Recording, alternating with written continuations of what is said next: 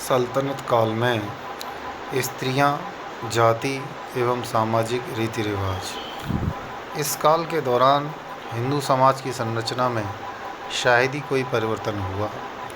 तत्कालीन स्मृति लेखक ब्राह्मणों को उच्च स्थान प्रदान करते रहे, जबकि समाज के निम्न तबकों की भर्त्सना करते रहे। एक विचारधारा के अनुसार ब्राह्मणों को न केवल विपत्ति के समय अपितु सामान्य समय में भी कृषि व्यवसाय अपनाने की अनुमति थी, क्योंकि यज्ञ आदि कराने में कलयुग में निर्वाह हेतु पर्याप्त साधन उपलब्ध नहीं हो सकते थे। स्मृति ग्रंथ इस बात पर जोर देते रहे कि दुष्टों को दंडित करना एवं भले लोगों का भरण पोषण करना क्षत्रियों का परम कर्तव्य है, एवं इसी तरह लोगों की रक्षा करने के उद्देश्य से हथियार धारण करने का अधिकार भी केवल क्षत्रियों का है।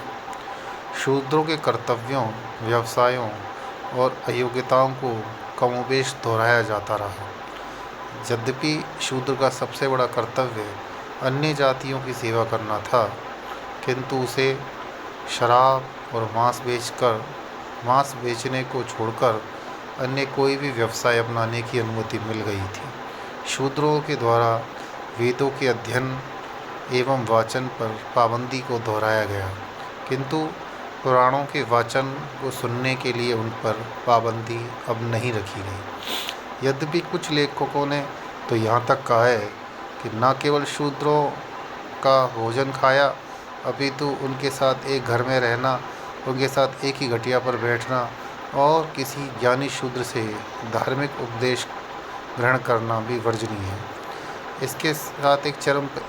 इसे एक चरमपंथी विचारधारा माना जा सकता है, किंतु सर्वाधिक कठोर प्रतिबंध चांडालों और अन्य जातिच्युत व्यक्तियों के साथ सहचर्य स्थापित करने पर लगाए गए थे। हिंदू समाज में स्त्रियों की स्थिति में शायद ही कोई परिवर्तन हुआ। लड़कियों के लिए अल्पायु में विवाह, पति के प्रति निष्ठा और सेवा के दायित्व लादने वाले पुराने नियम कायम रहे।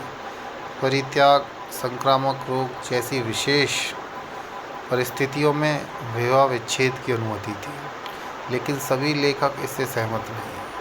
विधवा विवाह उन प्रथाओं में शामिल था जो कलयुग में वर्जित है, किंतु यह संभवतः 3 उच्च जातियों पर ही लागू होता था। यहाँ तक कि सती प्रथा का प्रश्न है। कुछ लेखकों ने इसके पक्ष में जोरदार वकालत की, जबकि कुछ लेखकों ने कुछ शर्तों के साथ इसका अनुमोदन किया।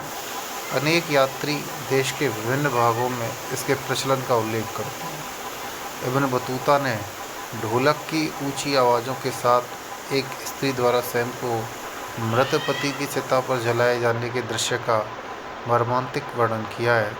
उसके अनुसार सती संपन्न कराने हेतु सुल्तान की अनुमति प्राप्त करना अनिवार्य था। संपत्ति के संबंध में लेखकों ने एक पुत्रीहीन पति की संपत्ति पर उसकी विधवा के अधिकार को स्वीकार किया, बशर्ते वह संयुक्त संपत्ति ना रही हो, यानी उसका विभाजन हो चुका है। विधवा इस संपत्ति की संरक्षक मात्र नहीं थी, अपितु उसे बेचने का भी पूरा अधिकार था। इस प्रकार ऐसा लगता है कि हिंदू कानून में स्त्रियों की संपत्ति संबंधी अधिकारों में वृद्धि हुई थी। इस काल के दौरान स्त्रियों को एकांत में रखने एवं भारी व्यक्तियों के साथ चेहरे को ढककर आने की प्रथा